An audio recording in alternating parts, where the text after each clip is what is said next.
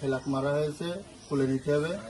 ISF এর flag, না হলে যেরকমভাবে বাড়ি থেকে তাড়ানো হয়েছিল আগে সেইভাবে এবার বাড়ি থেকে তাড়ানো হবে না, এবার পুরো মেরে দেওয়া হবে।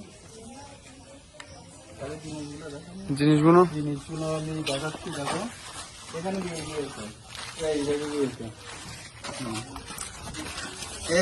এখানে বার করে একটা একটা করে, এখানে বার করে ধূপ, কাফানের কাপড় আর চিঠিটা করে চিঠি আছে ভিতরে আছে। এবং চিঠি,